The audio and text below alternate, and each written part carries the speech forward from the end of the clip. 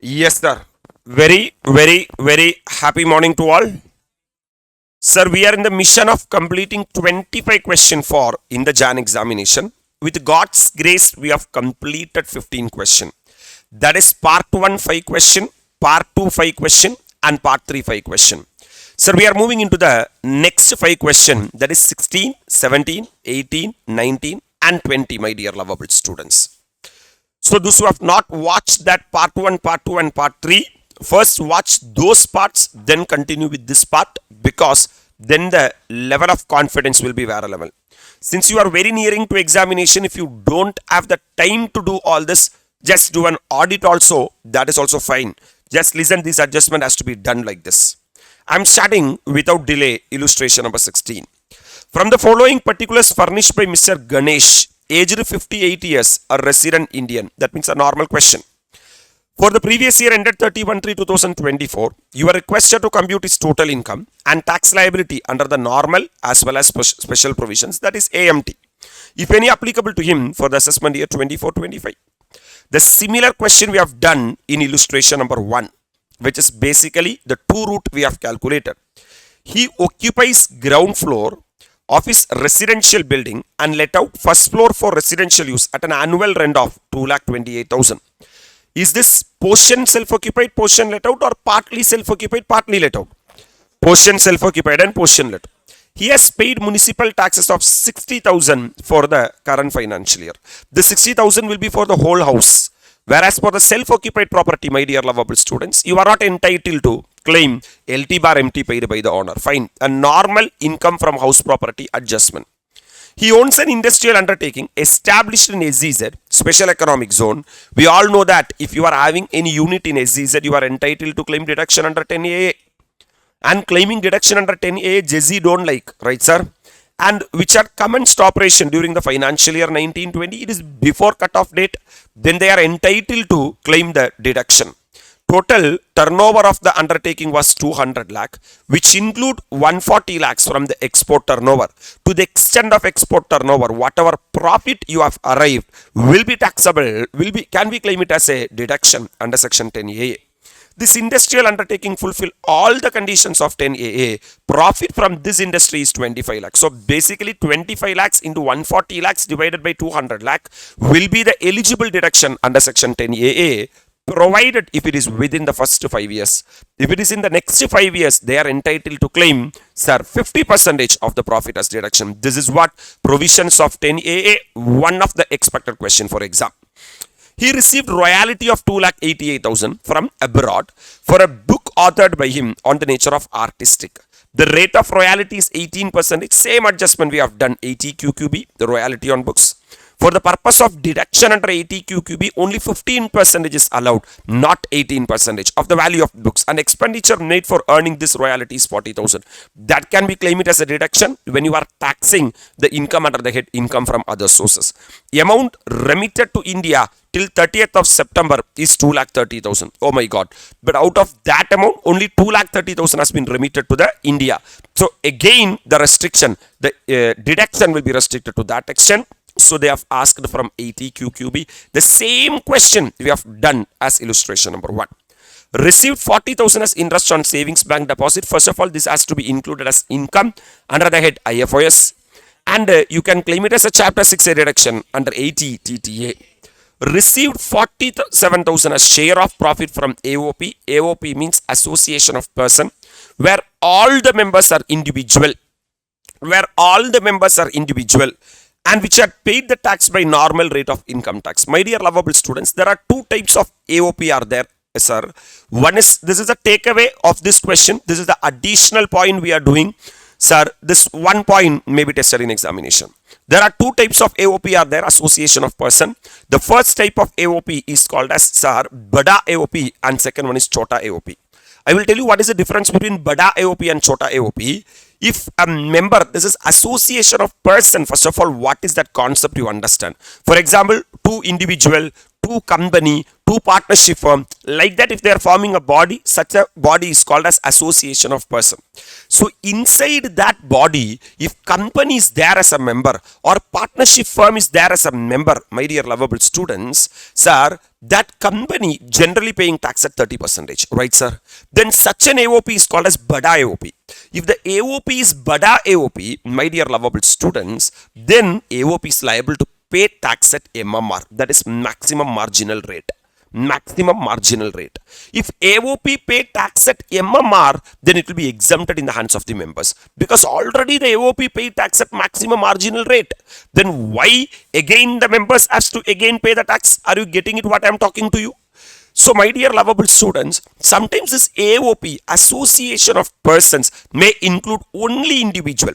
What is the speciality of the individual? They can claim basic exemption limit. That means none of the members' income exceeds the, sir, not higher rate, will be taxable at higher rate. That means it is not a Bada AOP, it is a what? Chota AOP. Then the AOP will not be taxable at MMR. Then the AOP will be taxable at the normal rate, my dear lovable students. If AOP pay tax at normal rate, again that income will be included in the hands of the members. Again that income will be included in the hands of the members. So the logic is, if the AOP pay tax at MMR, it will be exempted in the hands of the members. If AOP pay tax at normal rate, sir, they would have paid only less tax. Government is saying that we need more tax. So the share of income from AOP will be included in the hands of the members. Look at here, man. Received 47,000 as share of profit from AOP. So our guy, this guy has received 47,000 rupees as share of profit from AOP, where all the members are individual. That in that AOP, all the members are what? Individual. That means, is this Bada AOP or Chota AOP? Chota AOP, which had paid the tax by normal rate of income tax. Oh my God. That means they have paid tax at the normal rate of income tax, means you have to include the income of the AOP in the hands of the members. Getting it? So we will include this 47,000. Sir, so this is a AOP adjustment, very different adjustment. This is the only value addition in the all the adjustments. He also sold his vacant land on 10/11/2023 for 10 lakh. Okay, fine. Capital gain will come. The stamp duty value of the land at the time of transfer was 17.80 lakhs. 50C consequences you have to face. The fair market value of the 1st April 2001 was 4 lakh. Okay, fine. We have to check when this land has been acquired. This land was acquired by in, sir, 5/8/1995 for, sir, 1,80,000. Since this has been acquired before base year, you have to take the actual cost of acquisition or fair market value as on 1/4/2001, whichever is. He has incurred registration expense of 10,000 at that time. To this cost of 1,80,000, you have to add this 10,000. Basically, 1,90,000 will be the actual cost. The cost of inflation index for the year 23, 24 and 2001 were 384 and 100 respectively. Are you all really with me? Basically, a normal, sir, capital gain part has been given in the question, which we can easily calculate the capital gain part.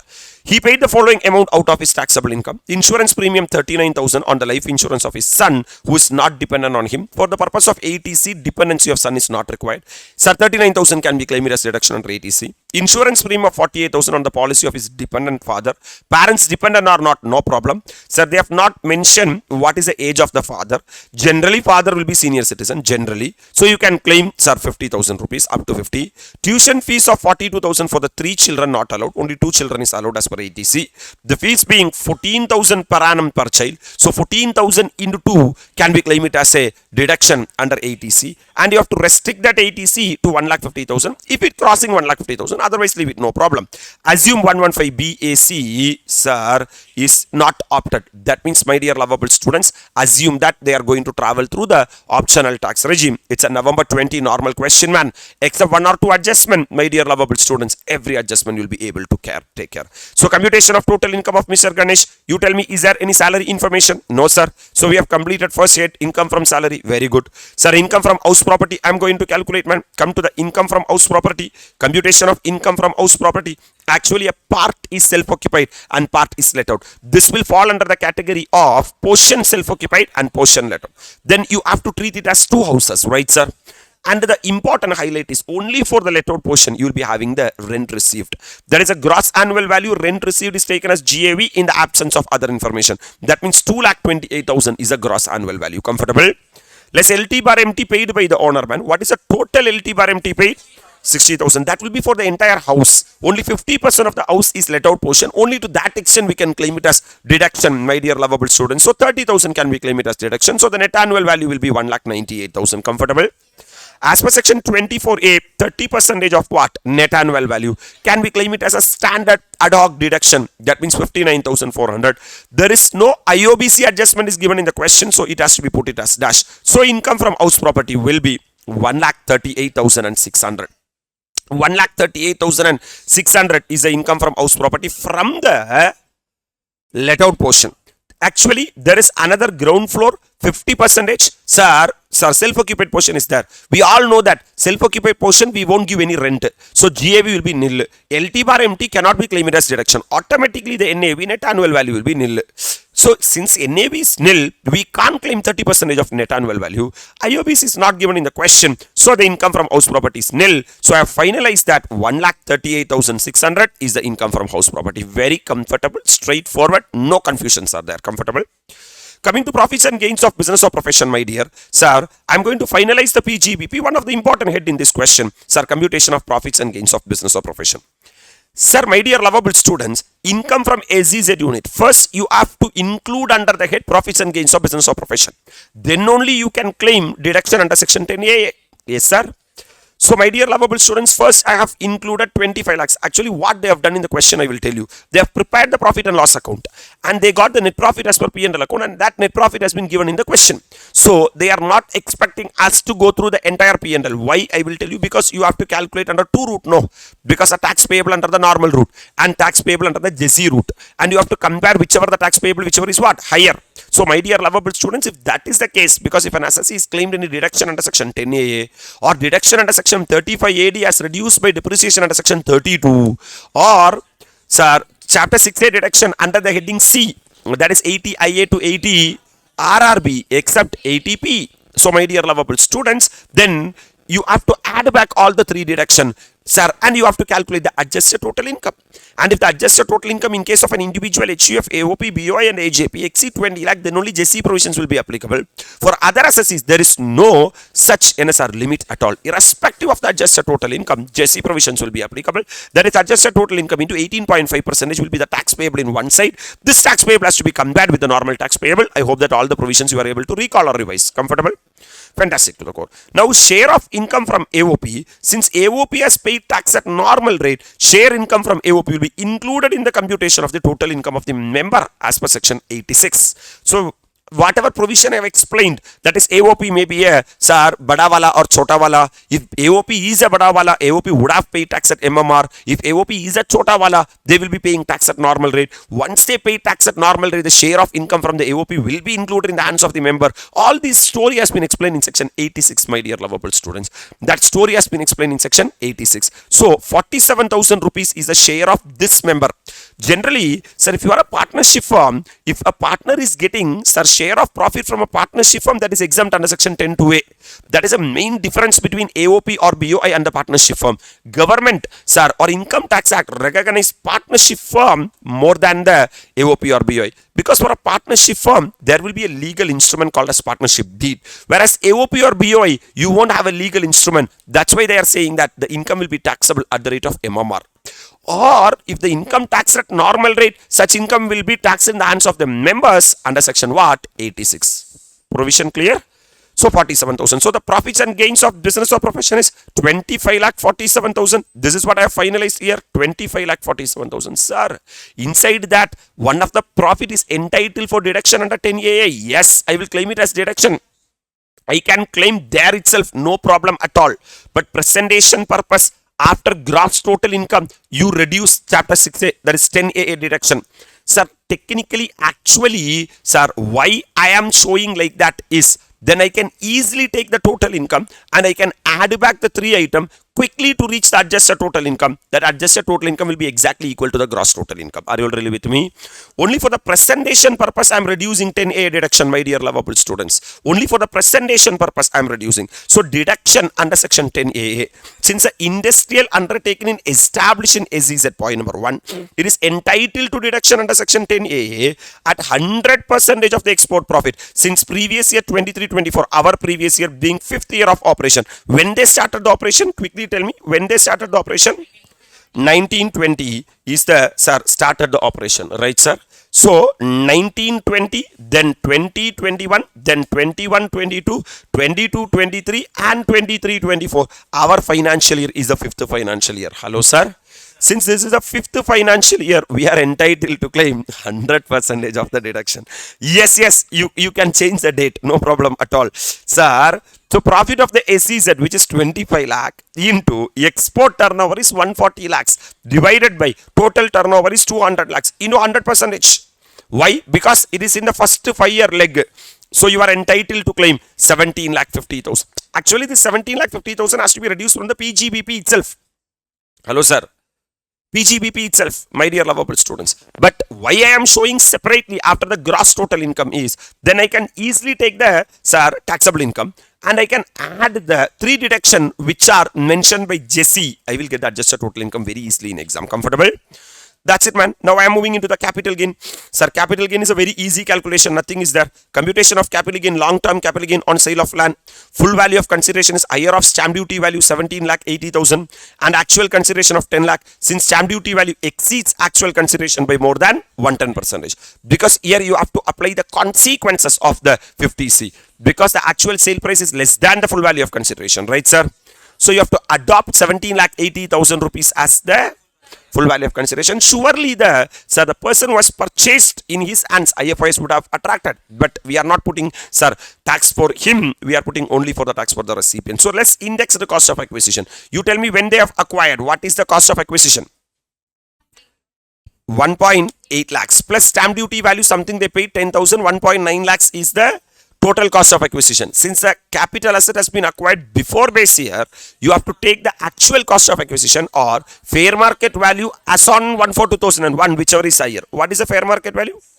4 lakhs. And they have not given any stamp duty value. If the stamp duty value has been given in the question, I would have taken whichever is lower. Comfortable? So I have stopped with the one step itself. So 4 lakhs divided by 100 into 348 comes to 13 lakh 92,000 is the indexed cost of acquisition. So the long term capital gain will be 3 lakh 88,000. Very comfortable. That's what they have done as note. So 3 lakh 88,000 is the capital gain, which is long term capital gain. My dear lovable students, by selling what capital asset you got the capital gain? By selling what capital asset? Land. So provisions of 112 will be applicable. There is no question of 112A or 111A. Like this many provisions should always be there in your brain. Understanding? So 112A at the rate of how much percent? 20% is the tax rate. So when I am calculating the tax, I should take this out and I have to put the tax rate for how much percent? 20%. Comfortable, sir? Coming to income from other sources, my dear lovable students, income from other sources. This is a computation of income from other sources. So, royalty, first you have to include it as income, right, sir? Sir, when you are including it as an income, sir, don't apply 15% condition. That 15% restriction is only for the purpose of 80QQB, not for the income purpose. Sir, do you think that Income Tax Act will say that include only this much of income? Never. Sir, you have to include as much income as possible, then only the government will get the income tax. So, their 15% restriction will not be applicable. So, royalty from artistic book is 2,88,000, which is the gross income. As per section 57 subsection 3, any expenditure incurred to earn any income under the head IFOS can be claimed as a deduction. So, let's expenses incurred for earning royalty is 40,000. So, my dear lovable students, my net income which has to be included in the IFOS is 2,48,000. Comfortable? Sir, interest on savings bank account 40,000. So, the IFOS will be 2,88,000. 2,88,000. Are you all really with me? Fantastic. This is what 2,88,000. I know that I am entitled to claim deduction under 80 QQB, but I have not calculated. Wait it. I will calculate, man. So this is my gross total income, which is nothing but income from salary, income from house property, PGBP, capital gain, and other sources. These are the 5, my dear lovable students, gross total income. Already I have calculated 10AA. And since this is the 5th year, we are entitled to claim 100% of the deduction. Shall we claim Chapter 6A deduction? In that Chapter 6A deduction, one of the main Chapter 6A is 80QQB. Are you all really with me? Yes, sir. So computation of chapter 6 deduction. Sir, deduction under ATC. Tuition fee for maximum how many children? Only 2 children is allowed. What is the per children cost? So 14,000 into 2 comes to 28,000. This is as per ATC. Are you all really with me? Insurance premium paid on life insurance on son allowable even though not dependent on Mr. Ganesh. Because, sir, there are 2 sets for ATD, set 1 and set 2, my dear lovable students. Set 1 is nothing but, sir, self, spouse and children. Their dependency of children has not been, sir, advocated by ATD. So, I am entitled to claim 39,000 rupees as deduction. Insurance premium paid on insurance policy of the father, not allowable. Not allowable. Even though father is dependent on Mr. Ganesh. What is the reason? It is a life insurance. It is not a medical insurance. Right, sir? Life insurance is covered under ATC. Life insurance is covered under ATC for the purpose of ATC, SSC, ATC, SSC, ATC, SSC, self, spouse and children. Sir, parents are not form part of family. Put it on dustbin for the purpose of ATC. Are you all really with me? Yes, sir. Hence, I am not entitled to claim it as deduction. So, in examination, you should be very careful whether it is life insurance or medical insurance. I know we have, sir, come across so many adjustments like that. Now, I am coming to 80QQB. 80QQB. Hello, sir. Sir, under 80QQB, you are entitled to claim deduction, only deduction of 15%, right, sir? So, the eligible income, which are eligible for deduction itself, is 2,88,000 divided by 18 into 15 comes to 2,40,000 is a maximum deduction we will allow. But out of that 2,40,000, you have already claimed 40,000 rupees as expenses. Are you all really with me? So, minus 40,000 means, my dear lovable students, sir, 2 lakh. But this 2,40,000 I have not brought to India at all. Otherwise, I would have reduced 2,40,000 minus 40,000, 2 lakh would have been claimed as deduction.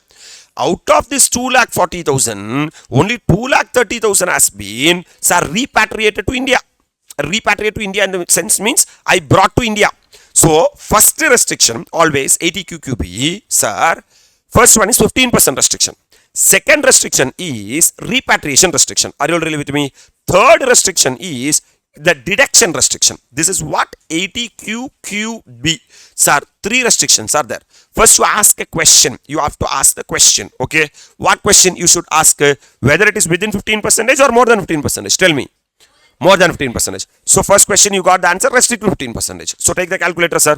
2,88,000 divided by 18 into 15. So, the maximum deduction you will get is 2,40,000. You ask one more question. Question. Q stands for question. Sir, have you brought entire 2,40,000 to India? No. How much you brought? 2,30,000. So, now the eligible maximum income is 2,30,000. Now, you have to, sir, see, is there any deduction you have claimed? Yes, sir. To the extent of how much?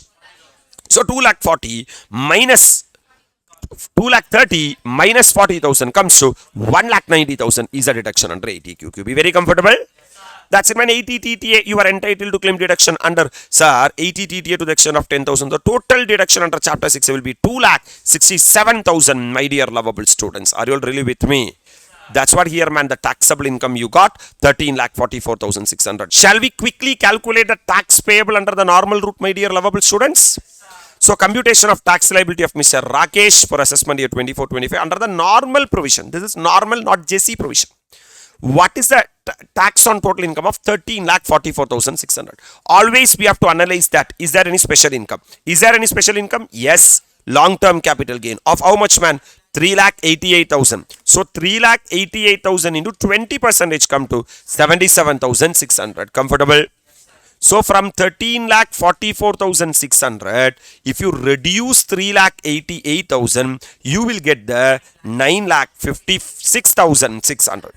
On that, sir, what is his age? Is he a normal person? Yes, sir. So, normal up to 2.5 lakhs is what? Nil. 2.5 lakhs to 5 lakh at 5%. What is the gap? 2,50,000. Comes to 12,000. 5 lakh minus 9,56,600, which is a gap of 4,56,600 at the rate of, comes to 91,320. Comfortable, sir? So, 12,500 plus 91,320 comes to 1,03,820 plus tax on LTCG 77,600, 1,81,420 is a subtotal.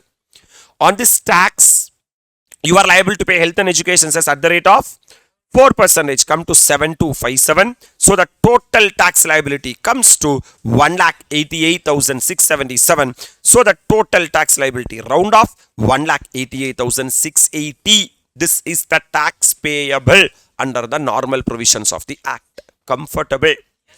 But question specifically said that, my dear lovable students, sir, they want to, sir, from the following particulars furnished by Ganesh, aged 58 years, a resident Indian for the previous year. You are requested to compute his total income we have done and tax liability under the normal as well as specific special provision, that is AMT provision. First of all, you should understand that AMT will be applicable if an assessee claim deduction under section 10AA. Yes, our assessee has claimed deduction under 10AA. And deduction under section 35AD as reduced by depreciation under section 32. No, in this question 35AD deduction has not been claimed. And third one, sir, deduction under chapter 6A deduction. Don't think that all the chapter 6A deduction, only under 80 IA to 80 RRB except ATP. 80 IA to 80 RRB except ATP. In this case, 80 QQB, 80 RRB, sir, 80 QQB deduction has been claimed. That means in this gap, 80 TTA is not there. That means you are not supposed to add back 80 TTA or 80 TTB as the case may be. Are you all really with me? So computation of adjusted total income. What is the total income as per the normal route? First take the total income. What is the total income? 13,44,600. That total income would have reduced because of claiming three things. Number one, deduction under section 10A, yes sir, which come to 17,50,000. Should be added back for the purpose of JC. And deduction under chapter 6A 80 QQB. My dear lovable students, it is 80 QQB is a deduction falls under 80 IA to 80 RRB except ATP. Because of claiming 80 QQB, my dear lovable students, sir, we have to add back that 1,90,000. If you see illustration number 1, we are calculating the tax payable only under the normal provisions of the Act. There we have not calculated the AMT provision. But in this question, we are calculating what provisions also? AMT provisions also. Since only 2 deductions which attract JC is there, I have to add back those 2 deductions. So the answer what I am getting is adjusted total income, which come to 32,84,600. In case of individual, HUF, AOP, BOI and AJP, my dear lovable students, since the adjusted total income exceeds 20 lakh, provisions of JC will be applicable. Otherwise, JC will not be applicable. 115 JC will not be applicable. So on 32 lakh 84,600, flat 18.5% comes to 6 lakh 7,651 is the AMT tax payable. On that, my dear lovable students, health and education cess at the rate of 4%. So into 104% comes to 6,31,957. It will be round off to 6,31,960 is the AMT liability. Since a regular income tax payable is less than the AMT, who is higher? AMT payable is higher as compared to the regular income tax, right sir? The adjusted total income of 32,84,600 would be deemed to be the what? Total income. So from here onwards, I will not call this amount as total income because tax payable under the AMT route is more. And tax would be payable at 18.5% plus health and education cess at the rate of 4%. The total tax liability would be 6,31,960. Surely 6,31,960 minus 1,88,680. This gap can be carried forward for 15 assessment year. That and all they have not asked in the question. They said that what is the tax payable under for this particular assessee is what they have asked. So if an assessee claim deduction under section 10AA or deduction under section 35AD as reduced by depreciation under section 32 or chapter 6A deduction under the heading C, that is 80 IA to 80 RRB except ATP, you are supposed to calculate tax payable under the JC routes. Comfortable? My dear lovable students, When we solve this question, these general notes we kept in our mind. It is assumed that ground floor and first floor are of equal area. 50-50 percentage. Since nothing has been given in the question, we assumed it as 50-50 percentage. Since the total income of Mr. Ganesh, who is a member of what? AOP, he exceeds the basic exemption limit. AOP should be taxable at MMR and not at normal rate, in which case share income of member would be exempted. What they are trying to say is, since one of the members' income exceed basic exemption limit, the AOP is not a chota wala, AOP is a bada wala. If AOP is a bada wala, AOP should be taxed at MMR. If AOP taxed at MMR, income from AOP should be taxable, should be exempted in the hands of the member as per section 86. This adjustment as well as rebate under 110 read with 86 is not within the scope of syllabus of this chapter, and hence the same has not been considered in the given solution. My dear lovable students, that is an exclusive CA final topic, taxation of AOP. So 167B, that 167B is not there in Inter. So what they have done, they treated the AOP as chota wala. AOP pay tax at normal rate, sir, and the share of income from AOP has been included in the hands of the member under the head profits and gains of business or profession. Deduction under ATC has been worked out, assuming that insurance premium of 40,000 paid on policy of dependent father as given is LIC premium. It is for life. If you have taken it's for medical, you are entitled to claim it as deduction, which is not allowable as deduction. However, if it is assumed that insurance premium in respect of health, the whole amount of 48,000 is allowable as deduction under what? D80. Sir, in exam, there is a huge chance that computation of tax payable under the normal route and also computation of tax payable under the AMT route may be tested in exam. So this is an expected question, illustration number 16, my dear lovable students. So you all know that what you are supposed to do now. Immediately after this question, take a break or pause of 15-20 minutes. Sit and solve this question. After that, revise illustration number 1, because that illustration is similar to illustration number 16. But there we calculated tax payable only under the normal route, not under both normal and AMT route. This is an expected question for in the January. Are you all really with me?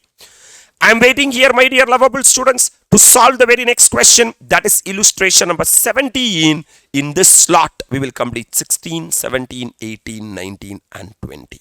I hope that you would have done question number 16. A very important expected question for exam is 16.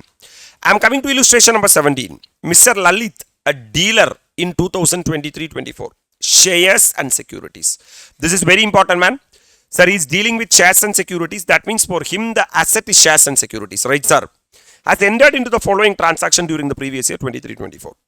Received a motor car of rupees 5 lakh as gift from his friend Sunil on the occasion of his marriage anniversary. Marriage anniversary is not allowed. Friend is not allowed. But motor car does not form under the category of either immobile property or other than immobile property. Hence, no problem for the motor car. Fine. 56 subsection to clause 10 will not be applicable. Why? Because, my dear lovable students, in order to attract 56 subsection to clause 10, you should receive gift either by way of cash or by way of immobile property or by way of other than immobile property. Cash gift of 21,000 each from his 4 friends. That means 21,000 into 4 comes to 84,000. Since the aggregate amount of cash received during a previous year exceeds rupees 50,000, entire amount is taxable. Land at Jaipur on 1st July as gift from his friend Kabra. The stamp duty value of the land is 6 lakh on that date. That means Kabra is his friend. Kabra gave land as gift. That is an immobile property. With regard to immobile property, if the stamp duty value per transaction exceeds rupees 50,000, stamp duty value will be taxable. So this 6 lakh will be taxable under IFOS now itself.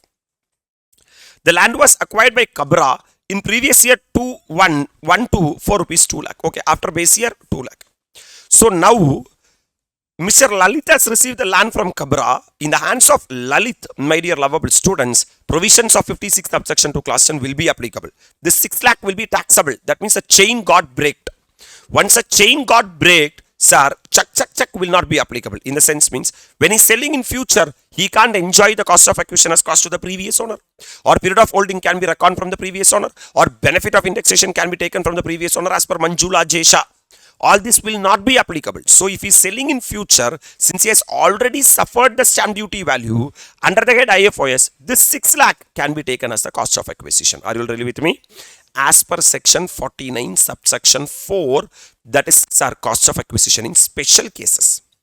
Mr. Lalit purchased from his friend Mr. Abhishek, who is also a dealer in share. That is highlight of this question. Who is also a dealer in share. That means they are also dealing in share. This guy is also dealing in share, means they are talking about stock in trade. That means the net profits and gains of business or profession. 1000 shares of ABC Limited at the rate of 400 each on 19th June, when the fair market value was 600 on that date. What a beautiful way of drafting the question in tax. My dear, the fair market value is 600, but the consideration paid is only 400. So there is a gap of 200. Sir, actually 200 into 1000 comes to 2 lakh. The difference exceeds 50,000. But this transaction will not be taxable under IFOS, because in order to tax it under IFOS, first of all, the asset received should be a capital asset. But here it is a stock in trade. So, head IFOS will not be applicable. Now, sir, if this has been received from the employer, then, sir, salary provisions would have curbed this transaction. But this is a transaction between business transaction to business people. So, there is no such provision in the profits and gains of business or profession to tax it under 56 subsection 2 class 10. So, this 2 lakh will not be taxable. So, you may have a doubt. So, are you saying that this 2 lakh will never be taxable? No. Since this guy has purchased at a lower purchase price, the purchase price would have been reduced under the head profits and gains of business or profession.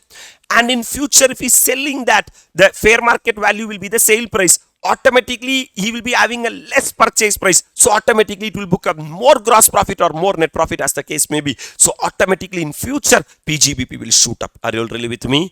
By that way, this amount will be taxed under the head profits and gains of business or profession. Mr. Lalit sold these shares in the course of his business. That means in the course of his business means PGBP will come on 23rd June.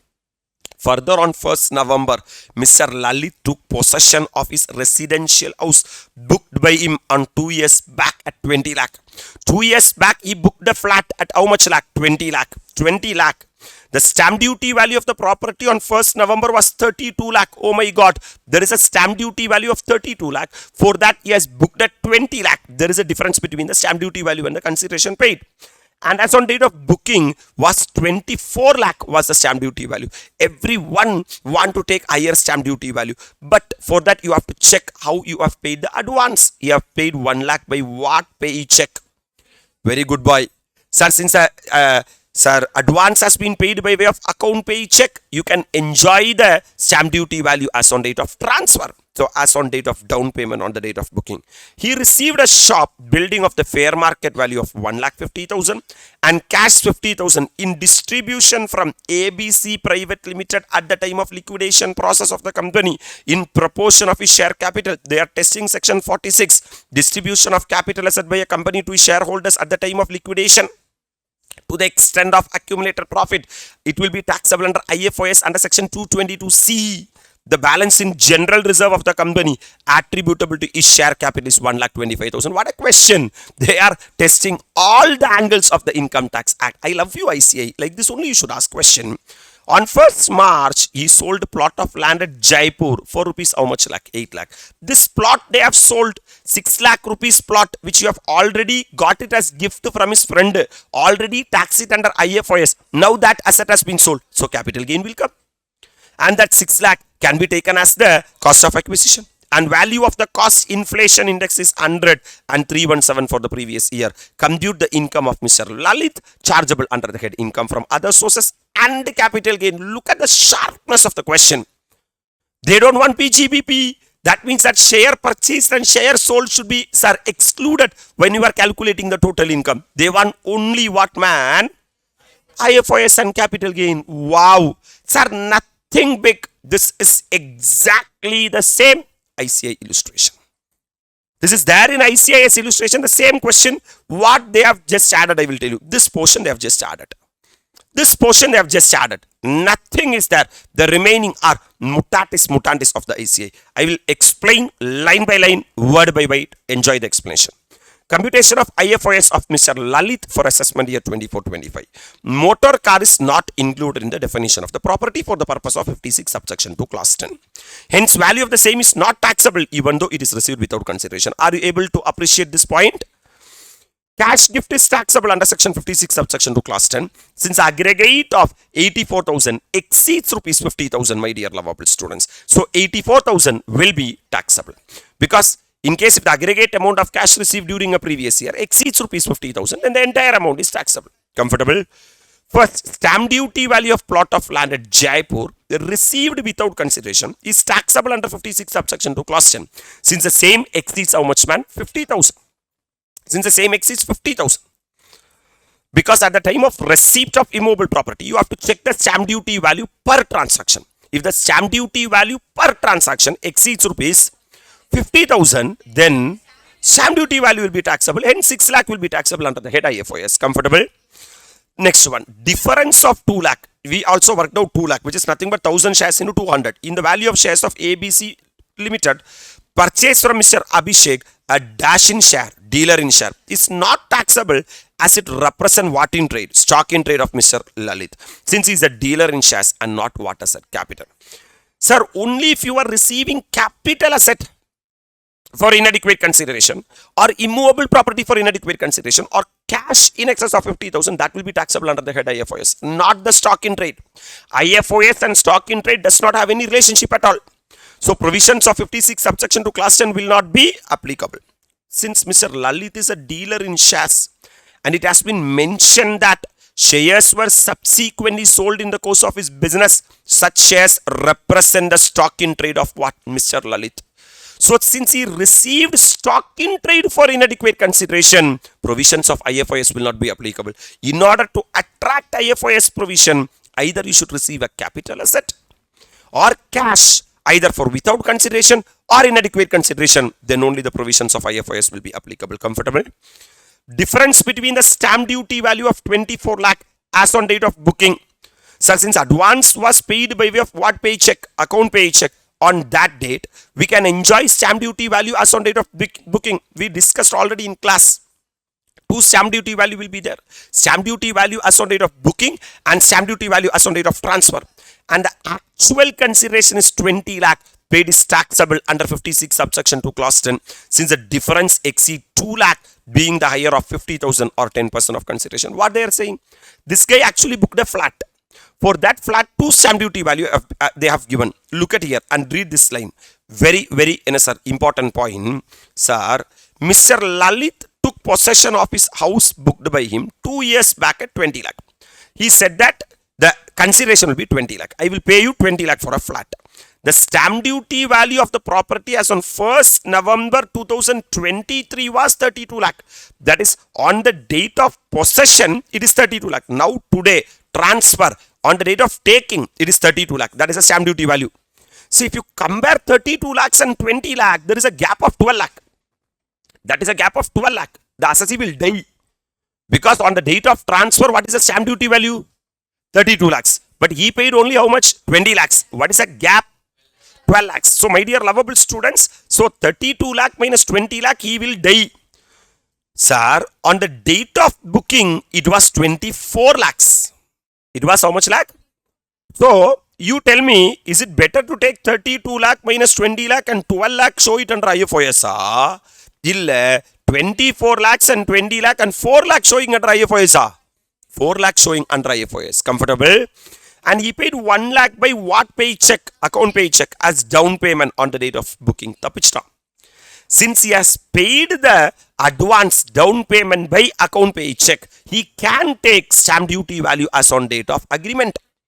So you have to compare with the stamp duty value as on date of agreement. That is 24 lakh minus 20 lakh. 4 lakhs will be taxable. So that's why difference between the stamp duty value of how much lakh? 24 lakh on the date of booking. Since advance was paid by what paycheck? Account paycheck on that date. And actual consideration of how much lakh? 20 lakh paid is taxable under section 56 subsection 2 clause 10. Since the difference exceed how much lakh? 2 lakh. Being the higher of, in this and you, what is the difference man? 4 lakh. In this and you have to take statutory limit of 50,000 and 10% of the consideration. What is the consideration you paid? 20 lakh into 10%, 2 lakh. So 50,000 or 2 lakh, whichever is higher, 2 lakhs. So the gap of 4 lakh is more than 2 lakh. Hence that 4 lakh will be taxable under the head IFRS. Settled with the provision? Fantastic man. Now distribution of asset by ABC Private Limited on liquidation attributable to the what profit? Accumulated profit. That is what reserve of the company is taxable as dividend under section 222C at the time of liquidation. If any shareholder is receiving, sir, any dividend to the extent of the accumulated profit will be taxable under the head IFRS. Comfortable? So 1,25,000 they have given. So the income taxable under income from other sources comes to 12,09,000. Getting it? Are you all really with me? My dear lovable students, I'm going to calculate the capital gain of Mr. Lalit. He actually got a land from his friend as gift. Leah. Yes, sir. And that land has been sold. That's what capital gain on land at Jaipur. What is the full value of consideration? You check and tell me. 8 lakh. Less cost of acquisition. Actually, he has not paid Naya Paisa for that land. But when he receives that land, the stamp duty value has suffered under the head income from. So as per section 49 subsection 4, whatever stamp duty value you have suffered, that is deemed to be stamp duty value charged tax under 56 subsection 2 clause 10. How much lakh? 6 lakhs. Short-term capital gain, since held for a period not more than 24 months, Mr. Kabra, sir, not to be considered. Sir, how much lakhs man? 2 lakh. 2 lakh should be taxable under the head capital gain. That to what capital gain? Short-term capital. Basically, you think from the angle of the assessee Lalit. Actually, Kabra gave a land of 0 rupees. Actually, Lalit paid 0 rupees. And he sold ultimately for how much lakh? 8 lakh. So that 8 lakh should be taxable in the hands of the Lalit. Out of that 8 lakh, 6 lakh is taxing under the head IFRS and 2 lakh is taxing under the head capital gain. That's it, game over. Are you all really with me? That 6 lakh has been taxed in the year of receipt itself.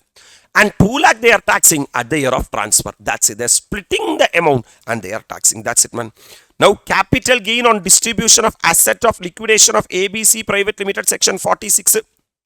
What section 46 is saying? That full value of consideration for capital gain on distribution of asset on liquidation of ABC Private Limited. Sir, fair market value of the asset distributed. You look at and tell me how much is the fair market value? 1,50,000. What is the cash component? But totally the company has given 2 lakh rupees at the time of liquidation, my dear lovable students. Out of this 2 lakh, sir, they would have given for 2 things. One is for the shares and also for the accumulated profit. That accumulated profit already taxed it under the head what? IFRS. How much rupees is already taxed? 1,25,000. So from 2 lakh, if you reduce 1,25,000, the full value of consideration for computing capital gain will be how much rupees, man? 75,000. Comfortable? Comfortable? So my dear lovable students, this 75,000 should be taxable under the head man capital gain. This is a what value of consideration? Look at your notes. As the cost of acquisition of shares in ABC Private Limited is not given in the question, capital gain on distribution of asset on liquidation in the hands of Mr. Lalit has not been computed. Because in order to compute the capital gain, I should know for how much rupees he has purchased the shares of that company. That is not given in the question. So I can maximum calculate only the full value of consideration. Comfortable? And as per section 56, dividend income is chargeable under the head IFRS. Hence, dividend under 222C would be taxable under the head IFRS in the hands of Mr. Lalit, who is a dealer in shares. We all know that dividend include deemed dividend under section 222A, 222B, 222C, 222D and 222E. I can bet you, my dear lovable students, when you read the same question now, you will be having a heaven level clarity. Sir, I will be reading, I will be re-explaining what adjustment, how to take it. When you read a question like this for the first time, sometimes you may be feeling tensed. What is this? Lot of adjustments are there. How, sir? How we have to make it normal? We have to read the same question for multiple times. I will read it. Mr. Lalit, a dealer, sir, of shares and securities in the year 2023-24. So, shares and securities are what in trade? Stock in trade. As entered into the following transaction during the previous year 23-24. Received a motor car for 5 lakh as gift from his friend Sunil on the occasion of his marriage anniversary. You tell me, will this be taxable or not taxable? Not taxable because he received motor car. Motor car is not a capital asset. So IFRS provisions will not be applicable. Settled. Cash gift of 21,000 each from his 4 friends. So 21,000 into 4. Since aggregate amount exceeds 50,000, so the entire amount will be what? Taxable under the head income from other sources. Under section 56, subsection 2, clause 10. Comfortable? He received a land at Jaipur on 1st July as gift from his friend Kabra. The stamp duty value of the land is 6 lakh as on that date. The land was acquired by Kabra in previous year 2001-2 for 2 lakh. You tell me. He received a immovable property. Not for inadequate consideration. It is without consideration. Since it is without consideration, you have to check with the stamp duty value per transaction. Is the stamp duty value exceed 50,000? Then the entire 6 lakh will be taxable under the head IFOS. That's it, game over. Are you all really with me? So 6 lakh now itself he has to tax. Since his 6 lakhs is taxable under IFOS, sir, check provisions will not be applicable. If he is selling that in future, this 2 lakh does not have any relevance. That means the reference will not go to the previous owner. That's it. Mr. Lalit purchased from his friend Mr. Abhishek, who is also a dealer in share. So our guy is a dealer in share and that guy is also dealer in share. That means he purchased basically stock in trade. 1,000 shares of ABC Limited at 400 each. The fair market value of which was 600 each on that date. Actually 600 rupees share, 400 rupees they have purchased. So 600 minus 400, 200 is a gap. Actually the 200 is a gift. But IFRS will not be attracted. Because in order to attract IFRS, you have to receive either capital asset or you have to receive cash. This is neither capital asset nor cash. This is what in trade. This has to be dealt under PGBP, but PGBP there is no gift provisions because automatically it will be adjusted in the profit or loss. Mr. Lalit sold these shares in the course of his business. Fine. In the course of his business means PGBP income on June 2023. They want income from other sources and capital gain. Then why are you worrying about PGBP? So that line is just for confusing. No, for more clarity.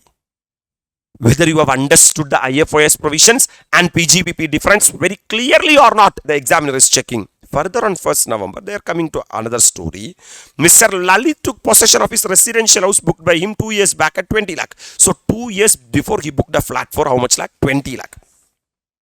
The stamp duty value on property as on today is 32 lakh. Oh my God. That means what is exactly happened for a immovable property? 32 lakh stamp duty value. He paid only 20 lakh. That means 12 lakh rupees is gift. It has to be taxed under what OS? IFOS. So no one will be ready to compare stamp duty value on today. They all want to compare stamp duty value on the date of booking. And on the date of booking, sir, it is only 24 lakh.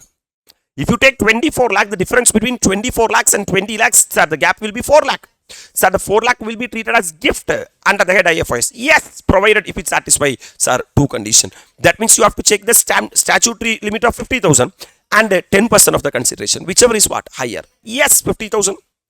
2 lakh. Whichever is higher, 2 lakh. The difference is 4 lakh. 4 lakh should be taxable under the head.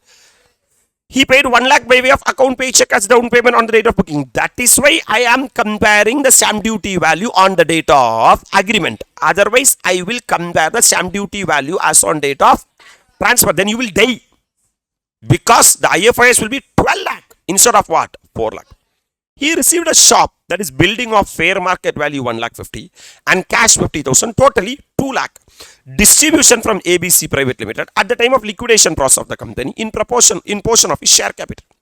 This should be taxable under the head capital gain as per section 46. The balance in general reserve of the company attributable to his share capital is 1,25,000. So actually the company paid 2 lakh. Out of that 1,25,000 is accumulated profit. So that 1,25,000 should be taxable under the head IFOS as per section 222C because dividend include deemed dividend. And 2 lakh minus 1,25,000, 75,000 is that. That is the full value of consideration under the head capital gain. But for how much rupees these company shares has been acquired by our SSC has not been mentioned in the question. So I can't calculate the what gain Fantastic. On 1st March, he sold the plot of land at Jaipur for 8 lakh. How that Jaipur land came? The Jaipur land has been gifted by Sir Kabra. Already when he gifted, at that time 6 lakh, we tax it under what? Now it has been sold for 8 lakhs, sir. In this year only you got it as gift. In the year itself you sold. That means you hold it for less than 24 months. The asset is a short-term capital asset. The value of the cost inflation index, put it on dustbin, man, because that is applicable only for what? Long-term. Compute the income of Mr. Lalit chargeable to it under income from other source and capital gain. I will tell you, I can bet you, now the level of clarity in this question will be very level. If I am stopping without repeating this question, you would have, sir, thought that, what is this question? Very tough. Nothing tough, man. Nothing tough. If you clearly understand the provision, everything is easy only. Are you all really with me? What you are supposed to do is, my dear lovable students, pause the video. Take your 10-15 minutes time. Read the question properly and apply the provision and come back. If you come back, we'll be doing, so the coming next question, the third question of our slot, that is illustration number 18, a very small question. Are you all really with me? I'm waiting for you. Sit and solve. Sir, I hope that you would have done question number 17, which is an ICAI study material altered question. Very good question. I am moving into illustration number 18, a small question, man. This is a May 2022 question. From the following particulars furnished by Mr. Suresh, aged 53 years, a resident Indian. Normal question. For the previous year ended 31st March 2024, you are requested to compute his total income and tax payable for assessment year 24-25, assuming he does not opt for 115 BAC. That means he is going to travel through the optional tax regime. He sold his vacant land on 9/12/2023 for 15 lakhs. Capital gain transaction. Stamp duty value of land at the time of transfer was 19 lakh. Oh my God. The stamp duty value was 19 lakh, but the actual consideration is only 15 lakh. So actual consideration is less than the stamp duty value. The fair market value of the land as on 1st April 2001 was 6 lakh. On that date, stamp duty value was 5 lakh. This land was acquired on 5/8/1996.3.4 lakhs. That is before base year, my dear lovable students. Since it is before base year, sir, actual cost of acquisition or fair market value, whichever is higher, or stamp duty value as on 1/4/2001, whichever is lower. He had incurred registration expense of 15,000 at that time. This has to be added to the cost of acquisition. The cost of inflation index for the year 21-22 and 2001-2 were 317 and 100 respectively. Sir, for our year it is not 21-22. Our year we need 348. Since it is the old question, that year relevant data has been given. But since we are doing for our year, we have to multiply with 348. He owns an industrial undertaking established in SEZ. That means they are coming for 10 AA. And which had commenced operation during financial year 21-22. 21-22. The turnover of undertaking was 300 lakh, which include 120 lakh from the export turnover. This industrial undertaking fulfill all the conditions of 10A of Income Tax Act. Profit from this industrial undertaking is 30 lakh. A normal question, my dear lovable students. He has income of 10,000 from crossword puzzle and 15,000 gross interest from bank FD. Tuition fees of 36,000 for his 3 children to a school. The fees being 12,000 per annum per child. Only 2 children is allowed. Shall I compute the, sir, total income of Mr. Suresh for assessment year 24-25? First of all, profits and gains of business or profession. What is the profit from SEZ unit?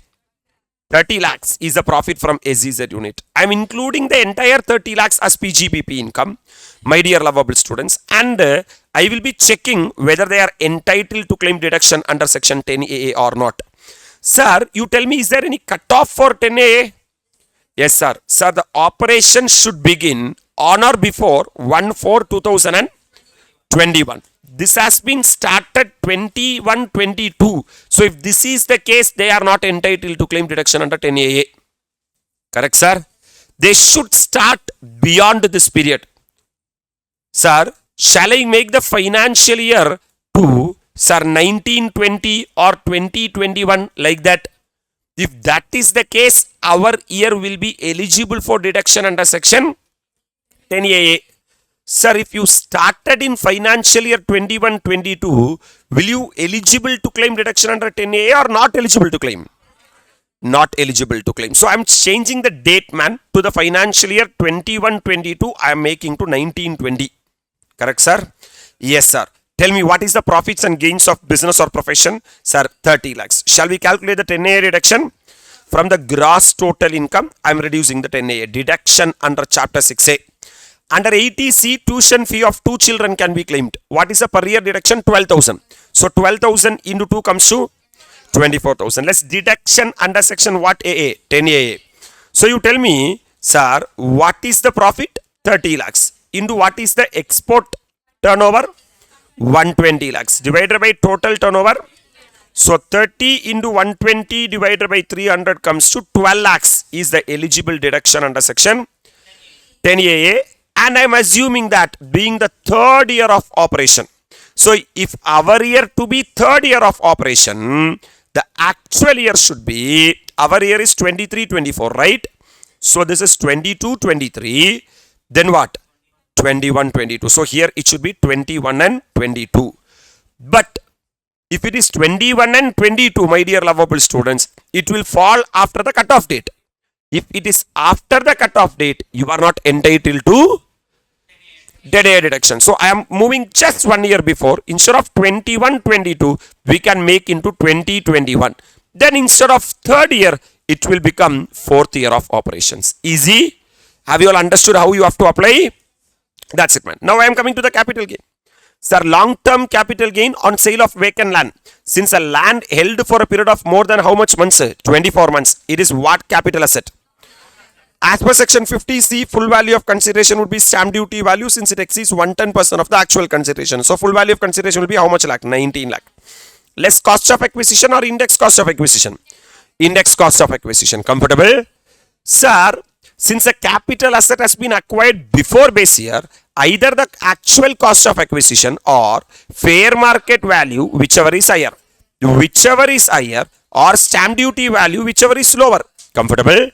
So my dear lovable students, what is the cost of acquisition as per our finalization? 5 lakhs, because 3,40,000 rupees is the actual cost of acquisition. To that you have paid inauguration expense of 15,000. So 3,55,000. Comfortable? 3,55,000 or sir 6 lakh is the stamp duty value, whichever is higher. So 6 lakhs will come. 6 lakh or 5 lakhs, whichever is lower. So 5 lakh rupees will be the cost of acquisition. Since the capital asset has been acquired before base year, CAI will be 100.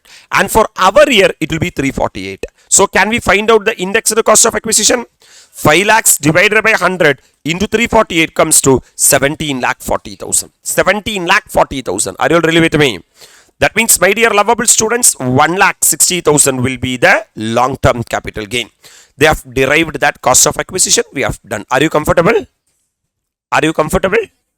I am coming to income from other sources, man. Income from crossword puzzle 10,000. This is a casual income. Will be taxable at the rate of 30%. Interest on FD 15,000. So total gross total income is 31,85,000. From that gross total income, you can reduce 80C and 10A deduction. So the total income will be 19,61,000. Now I am going to calculate the tax payable of Mr. Suresh for under the regular provisions of the Income Tax Act.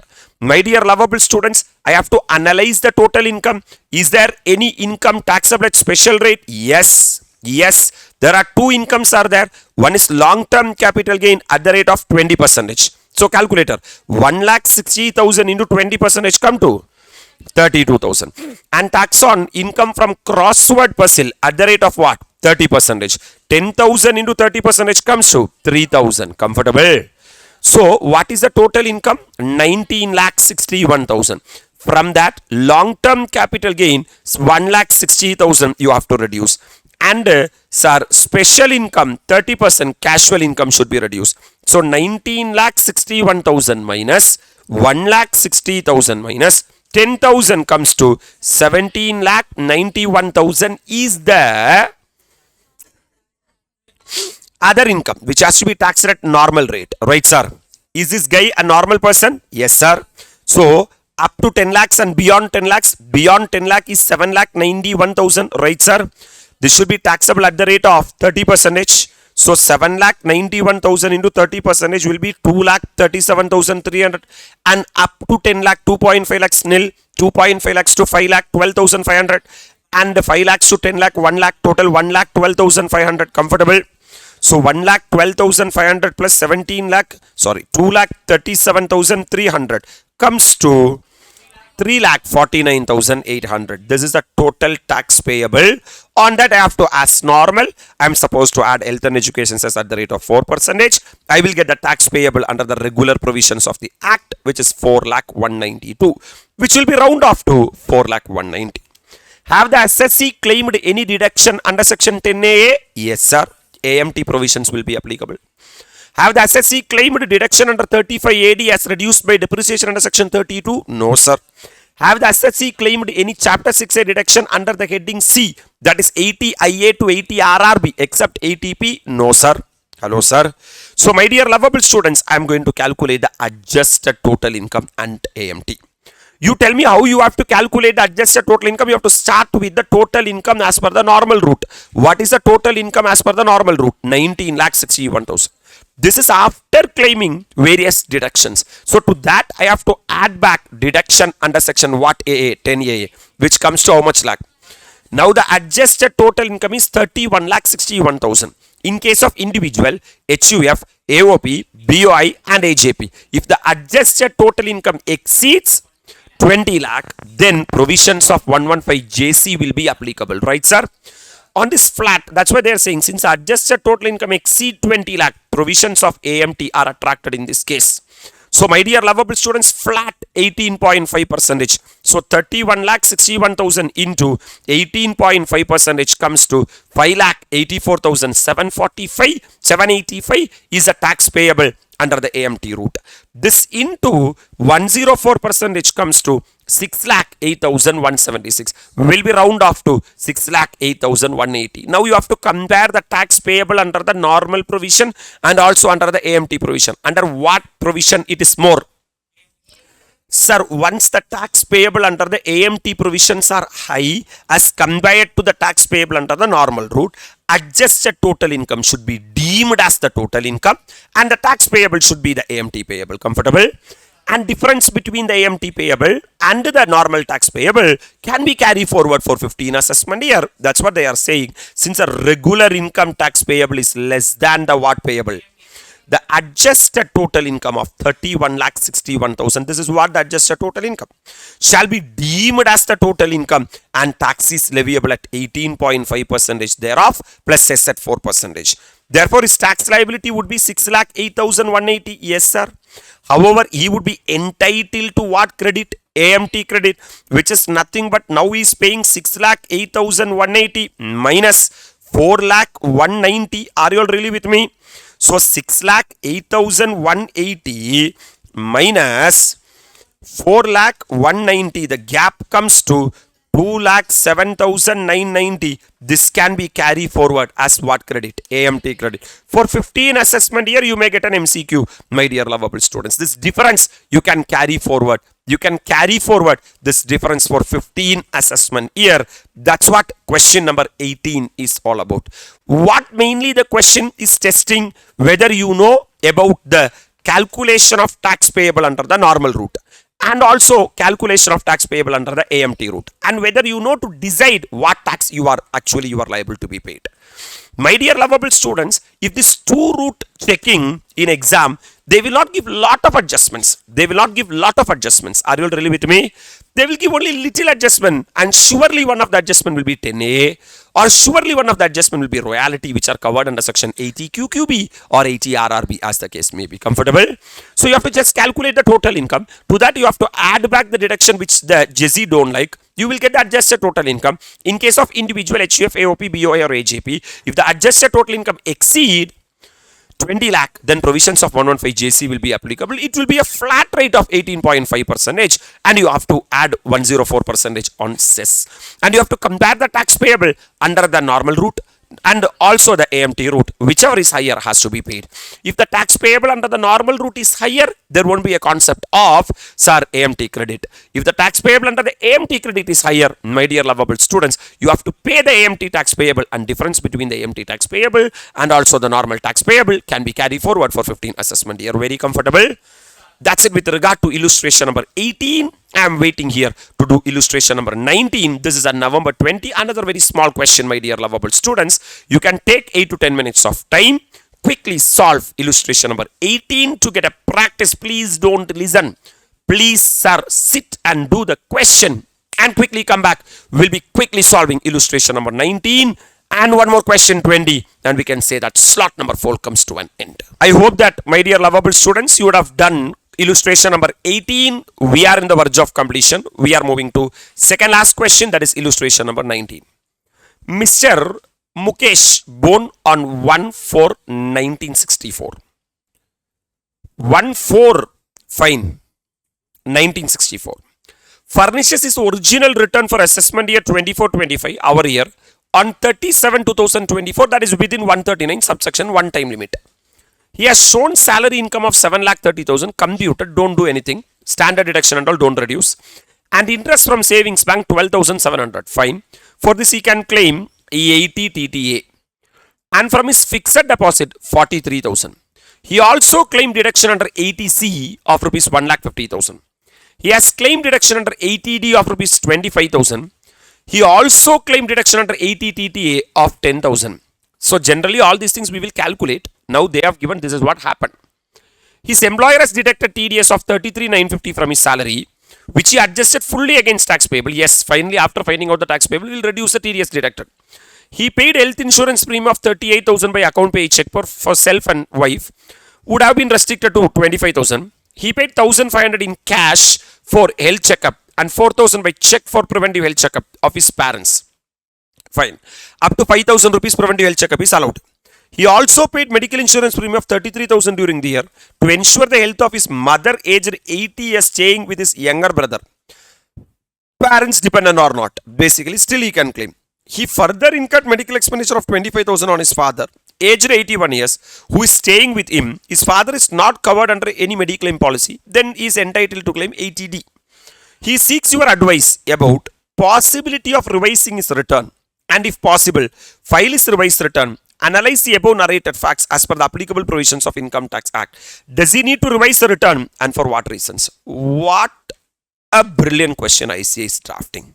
Oh my God. Actually, the entire twist lies in this one date, 1/4/1964. 64 means 74, 84, 94, 2004, 2014 and 2024. That means during our previous year, 60 years, sir, the assessee has achieved. You know one thing, what is the provision in the Income Tax Act? During our previous year, any day, if the assessee achieved 60 years, he will be treated as the senior citizen. He can enjoy all the higher limit. But this guy, when he filed the original return, he treated as a normal person. He claimed only 2,50,000. He claimed, sir, instead of claiming 80 TTB, he claimed 80 TTA. So everything has been changed. What a beautiful way of, sir, drafting the question. Please advise him suitably, and if needed, recompute his income and tax payable for refund due for the assessment year 24-25. Because Kattayama, he would have paid more tax.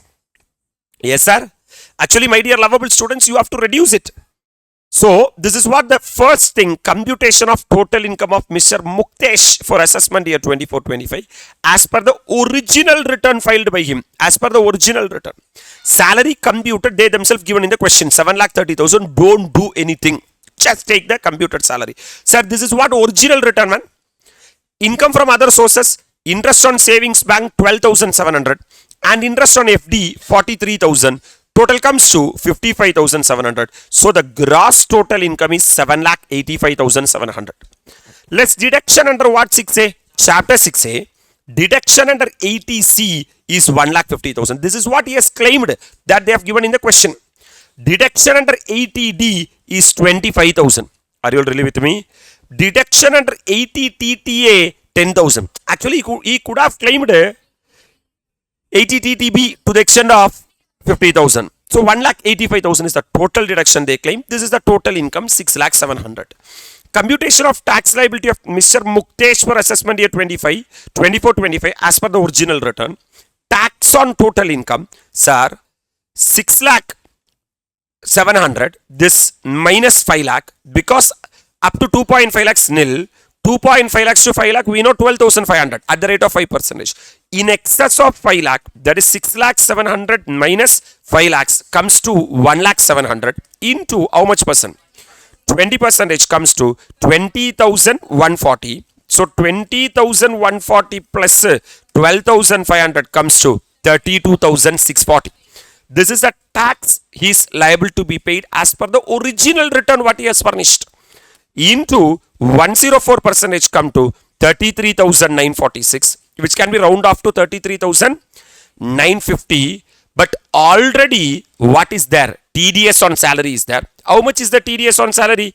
33,950. Look at here. The tax payable and the TDS are exactly matching. What a beautiful way of drafting a question by our institute, my dear lovable students. The tax payable is nil. At that time, he would have very happy. Appada, I have not paid any VAT at all. Ayya, for you, you have to get refunding, ayya. Not the tax payable is zero. Are you understanding? Sir, need for revising what? Return. Since Mr. Muktesh's birthday falls on 1/4/2023. Hello. That is during our financial year 23-24. On 1/4, he become a senior citizen. He would be treated as having completed 60 years of age in the previous year 23-24. And hence he would be eligible for the benefit of higher deduction under 80D. When he filed the return under 80D in cap number 1, he has claimed only 25,000, but he can claim 50,000. So extra 25 can claim now once he revises the return. And higher deduction up to 50,000 under 80TTB instead of 10,000 under 80TTA while computing his total income, as well as for higher basic exemption limit, sir, of rupees 3 lakh in previous year 2023-24 itself while computing his tax liability. So these are the additional benefit he will be getting once he revises the return under section 139 subsection 5. That's what the revision of return. Also, he would be entitled to deduction in respect of medical insurance premium paid to ensure the health of his mother and medical expense incurred of his father who is not covered under any Mediclaim policy. That also he can claim. My dear lovable students, when he furnished the return, you look at here, you tell me, sir, this is what the computation of total income of Mr. Muktesh. Sir, salary, there won't be any change, right, sir? Sir, income from other source, interest on savings bank, income wise there is no change. Interest on FD, income wise there is no change. But against this you can claim 80TTB instead of 80TTA. Are you all really with me? And chapter 6A, 80C they have claimed 1,50,000. Okay, fine. But with regard to 80D, they claimed only 25,000. That is only the above upper limit. That can be raised to 50,000, fine. And below one more layer is there for parents, dependent or not. Actually, look at here, that parents case they have not mentioned at all. The parents case has not been mentioned at all. You read it, man. Sir, he paid health insurance premium of 38,000. By the account pay check for self and wife. This he claimed as deduction under 80D by restricting to 25,000. He paid 1,500 in cash for his health checkup and 4,000 by check for preventive health checkup of his parents. Are you all really with me? He also paid medical insurance premium of 33,000 during the year to ensure the health of his mother, aged how many years? Staying with his younger brother, he further incurred medical expenditure of 25,000 on his father, aged 81 years, who is staying with him. His father is not covered under Mediclaim policy. Hello, sir. So he seeks your advice about possibility of revise his return and if possible file his revised return. My dear lovable students, when he filed the original return itself under 80D, he could have taken what? Father's deduction. That is allowed. That too to the extent of what? 50,000. In question, anywhere they said that that deduction has not been taken. In question, sir, he had claimed deduction under 80D of rupees 25,000. This is the highlight of the question. That means, sir, he has claimed just the part number 1. That's why when I am writing here, only deduction under 80D is 25,000. Getting it? So actually, he missed an item. Sir, this 80 TTA, he could have claimed 80 TTB.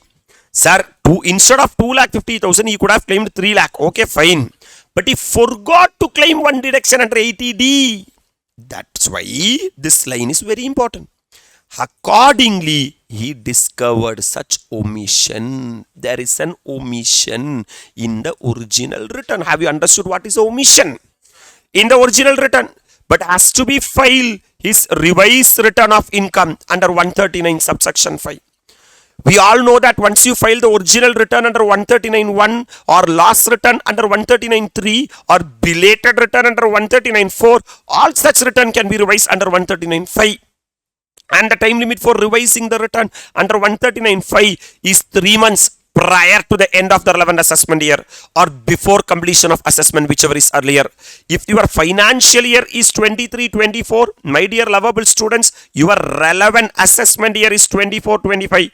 That means 31-3-2025. If you take, my dear lovable students, 3 months prior means always 31-12-2024 is the last date to what the return, revise the return. Revise the return. Sir, 23-24, 24-25, rooted to 31-3-2025, beyond that 3 months. Look at here. Accordingly, I have discovered such omission. Have you understood what omission? In the original return, he has to file his revised return of income under 139.5 on or before 31-3-2025, this last date. Sir, angirundu 3 months before, that is 31-12-2024. Because as per the amendment which I have made, sir, recently, 3 months prior to the end of the relevant assessment year or before completion of assessment, whichever is earlier, is a maximum time. This we already done in the class. To avail these benefits which has not availed while filing his original return of income. So the computation of total income and tax liability as per the revised return are worked under. The same I am going to rework as per what return? Revised return. Computation of total income of Mr. Muktesh for assessment year 24-25 as per the revised return. Salary as computed, there is no change. Income from other sources, my dear lovable students. Interest on savings bank account 12,700. Interest on FD 43,000. Total comes to 55,700. And the gross total income will be 7,85,700. Is there any change in the gross total income? No. Why to change? Because he did not miss any income to show. He declared all the income. Only problem is, he reduced or omitted the deduction. So 80C now still 1,50,000 can be claimed. There is no change about it, right, sir? I have to rework 80D. Because 80D just claimed 25,000.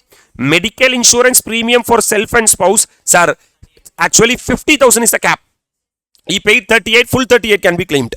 Preventive health checkup for self, sir, allowable even if paid in cash, because to the extent of 5,000 you can pay in cash. So 1,500 is allowable, comfortable. Fully allowed as it is within the overall limit of 50,000 for family. So 38 plus 1,500, upper limit itself 39,500 can be claimed. Now coming to the parents, that is part number 2, man. Medical insurance premium for mother, how much? 33,000. Medical expenditure for father not covered under policy. That's what the highlight. In order to claim medical expenditure as a deduction for the father or mother or parent, you should not have the medical insurance policy. So this can be claimed as deduction. And preventive health checkup for parents. So the overall limit allowed is 5,000. In that you already claimed 1,500. The unutilized is 3,500. That can be claimed as deduction. Everything has been discussed in class. Comfortable? So 4,000 restricted to 3,500, being 5,000 minus 1,500 claimed for self and spouse. So my dear lovable students, restrict to maximum of 50,000 for parents. So even though for parents it is 33,000 plus 25,000 plus 3,500, even though it is coming to 61,500, it will be restricted to 50,000. So for the first upper limit 39,500 plus lower limit 50,000, the total ATD will be 89,500. Getting it? So now deduction under 80TTB, actually it is not 80TTA. He is entitled to claim deduction under 80TTB. So interest on FD is how much? 12,700. And interest on savings bank is what? 43,000. Sir, this both will be restricted to what? 50,000, because the maximum limit available under 80TTB is 50,000. So the total chapter 6A is 2,89,500. Instead of in the original return, you claimed only 1,85,000. So because of claiming more chapter 6A, your total income will fall down like anything. That's why from the total income of, my dear, 6,700,000, it has been fall down to 4,96,200. Getting it? Now again there is one problem, because on this earlier I have, sir, applied only 2,50,000. Now I have to apply 3 lakhs. So 3 lakh minus up to 3 lakh rupees nil. 3 lakh to 4,96,200. What is the gap? 1,96,200 into how much percent? Comes to 9,810. Now the total income is less than 5 lakh, and as he is a senior citizen, he is entitled to claim rebate under section 87A, either 12,500 or the tax payable, whichever is lower. Comfortable, man? So my dear lovable students, entire 9,810 can be claimed it as rebate under 87A. So the tax payable on total income will be nil. Less TDS deduct under 192 will be 33,950. The entire 33,950 you have to get it as refund. What a lovely question this is. Are you all really with me? At this point of time, if you are able to understand this question, I am not saying that you are able to get the answer and all. If you are able to understand the question, what is happening, I will tell you, man, in your name, you can add the 2 letters, my dear lovable students. Because only a student who are, sir, pakka with the tax will be able to appreciate or understand. I feel so happy because what a wonderful question ICAI is drafting. Like this, we really need to create very good professionals. Therefore, Mr. Muktesh has to file a revised return showing the above revised computation of total income and tax liability on or before 31/12/2024 to claim the enhanced deduction which he had not claimed in the original return and get refund of the income tax of 33,950 deducted at source by his employer. Point by point, I have explained. Have you all clearly understood, man? That's it, my dear lovable students. One of the beautiful question which has been asked in November 2020 for the first opening question. Illustration number 19 also comes to an end. We are having only one question in this slot, illustration number 20, and that is also again a very small question, only 6-7 adjustment, December 2021 question. So take 15 minutes of time, pause the video, read the question once again, do the sum and get into this practice. And I will tell you, man, once you are doing 25 question computation of total income, your life is safe and secured for this JAN examination, because first 15 mark computation of total income is in your hand, computation of GST payable is in your hand, and by doing these sums, entire sir, income tax is getting revised. We are moving and going into various provisions and revising. Are you all really with me? So enjoy that discussion, man, and do it. I am waiting for you to solve illustration number 20. I am waiting here. I hope that you would have done illustration number 19. We are moving into the last question of this slot. A very normal question. Mr. X, an employee of central government, important point to note it, is posted at New Delhi. Fine. He joined the service on 1st February 2020. Details of income for the previous year 23-24 are as follows. Basic salary 3,80,000. So basic salary, they have not mentioned that it is per month and all, right, sir? Have they mentioned basic salary per month? No, sir. So we will be reading the question. Sir, DA 1,20,000, 40% form part of the pay for the retirement benefits. So entire 1,20,000 will come for the income purpose, whereas 40% will come for the definition of salary purpose. Both Mr. X and government contribute 20% of basic salary to the pension fund referred under 80CCD. Since he is a central government employee, up to 14% of the salary employer can contribute. But they contributed 20% of the basic salary. There is a difference between salary and basic salary. Gift received by X minor son on his birthday from friend 70,000. No other gift is received by him during the previous year 23-24. So, since the gift amount exceeds 50,000, that will be taxable. And this is minor son income should be clubbed under section after reducing 1,500. During the previous year 16-17, Mr. X gifted a sum of 6 lakh to Mrs. X. Oh my God. Husband to wife, wife to husband. Fine. She started a business by introducing such amount as her capital. She has invested that amount in the business. On 1st April 2023, her total investment in business was how much lakh? 10 lakh. So inside this 10 lakh, 6 lakh will be there. So 4 lakh is her capital and 6 lakh is the husband's capital. Clubbing provisions will be attracted. During the previous year 23-24, she has lost from such business. How much, man? 1,30,000. Oh my God. Not profit, loss. So if it is income, income will be clubbed. If it is loss, loss also has to be clubbed. Because income include losses. Mr. X deposited 70,000 in Suganya Samriddhi account on 23-1-2024. ATC. He also contributed 40,000 in approved annuity plan of LIC to claim deduction under ATCCC. He has taken an education loan for his major son who is pursuing MBA course from Gujarat University. ATE. Interest on higher education. He has paid 15,000 as interest on such loan, which include 5,000 for financial year 23-24. Determine the total income of Mr. X for assessment year 24-25. Ignore provisions of 115 BAC. This is a normal, very simple question. Shall we do? First one, income from salary. Will finalize income from salary, man. Income from salary, basic salary is 3,80,000. They have not mentioned it as per month, so don't multiply by 12. DA 1,20,000. For income purpose, the full DA should be taken. Employer's contribution to NPS. If an employer is contributing on behalf of the employee, first it has to be treated as perquisite. So 3,80,000 into 20% come to 76,000 should be included in the gross salary. So gross salary will be 5,76,000. Let's standard deduction under 16 subsection 1A 50,000. So income from salary will be 5,26,000. Comfortable?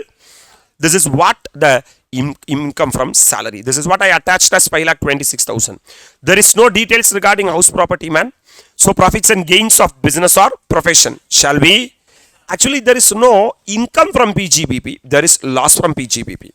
Computation of profits and gains of business or profession, where the amount gifted by Mr. X, that is 6 lakh in this case, is invested by Mrs. X in a business as her capital. Proportionate share of profit or loss, as the case may be computed by taking into account the value of investment as on 1/4/2023 to the total investment in the business would be included in the income of Mr. X, that is loss. What they are trying to say, I will tell you. Sir, husband was there, husband gifted to the wife. How much lakh? 6 lakh. This 6 lakh has been invested by the wife in the business. Are you all really with me? Sir, as on 1/4/2023, the total capital was 10 lakh. Out of this 10 lakh, 6 lakh husband share is there and 4 lakh wife share is there. So whatever profit earned by the business during the previous year 23-24 has to be bifurcated between husband and wife based on the capital what is available on 1/4/2023. So opening capital comprises of 10 lakh. But there is a defect in the question. There is a problem in the question. Question did not specify or mention when she has invested that amount into the business. But they have simply said that, sir, she got 6 lakh rupees from husband and that 6 lakh rupees has been deposited in the business. And on 1/4/2023, the total capital available is 10 lakh. These are the information available in the question. In that information, my dear lovable students, when they have invested, the date of investment has not been mentioned.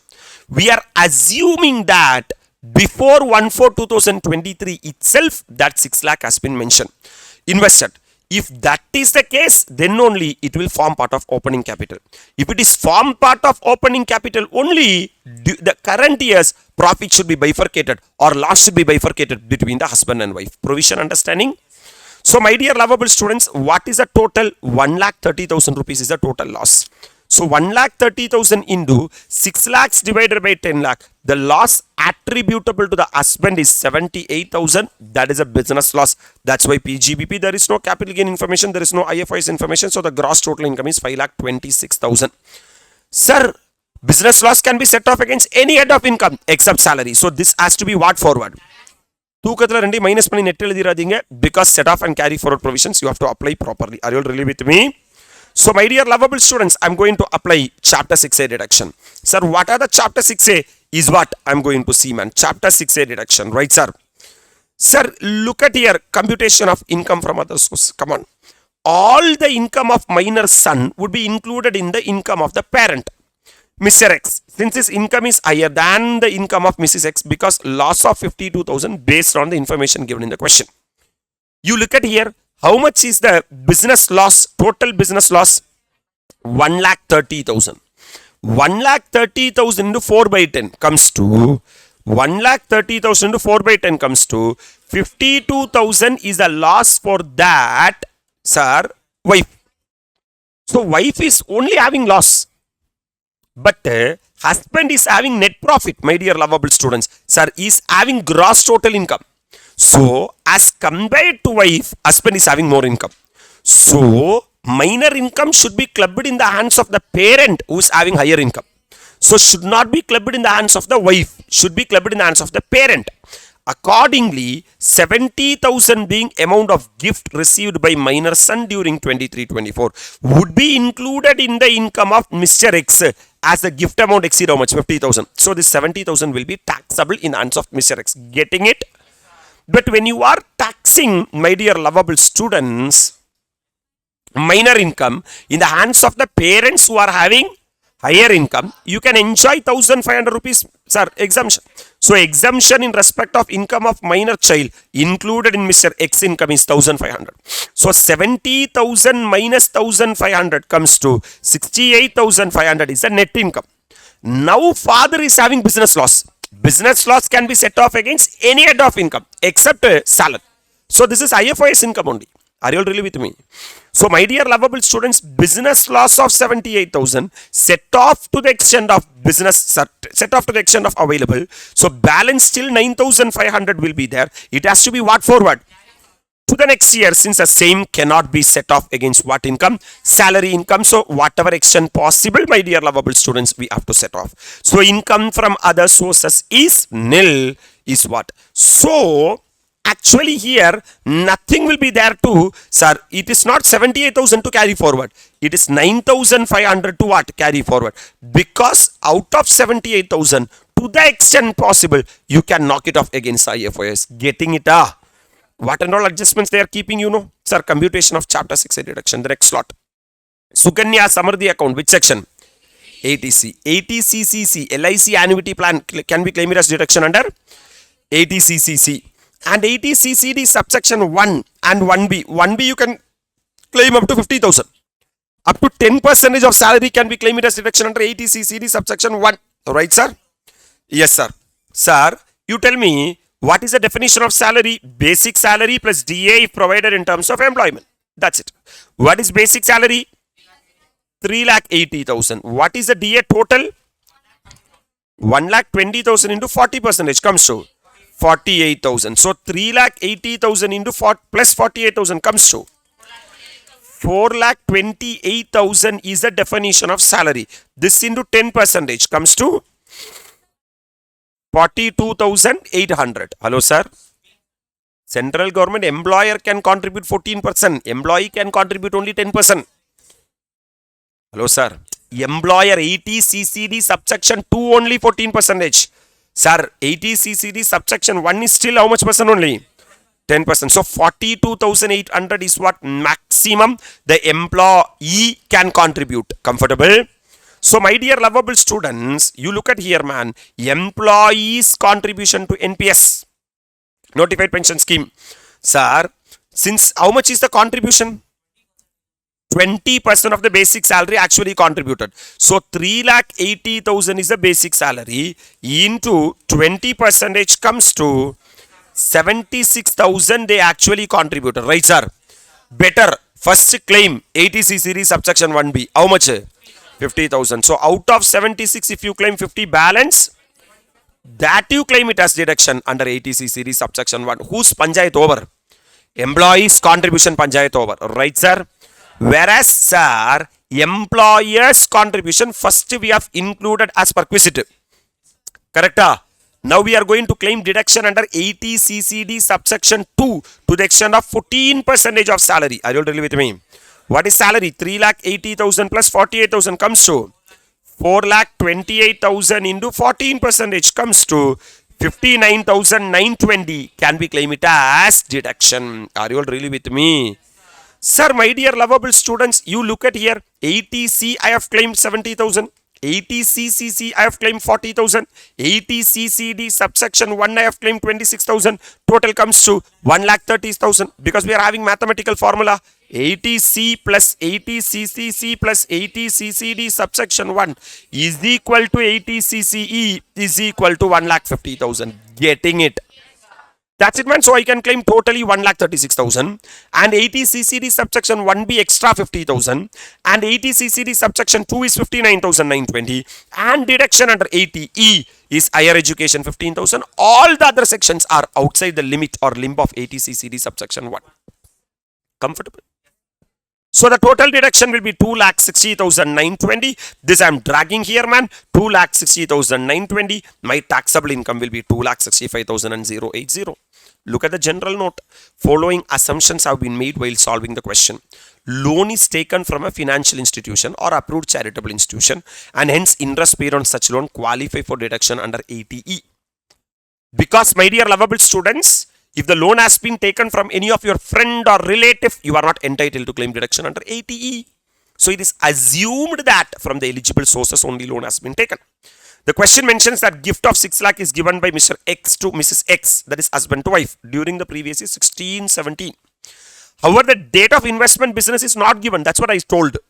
Actually, sir, husband has given to wife, but when wife has invested into the business has not been given in the question. It has been assumed that it was invested between 2/4/2022 to 1/4/2023. That means on or before start of our year itself, the investment has been made.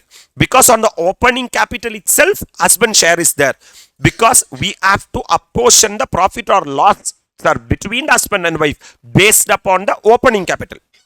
If opening capital does not comprise of the, sir, contribution, then clubbing provision will not be attracted for this particular year.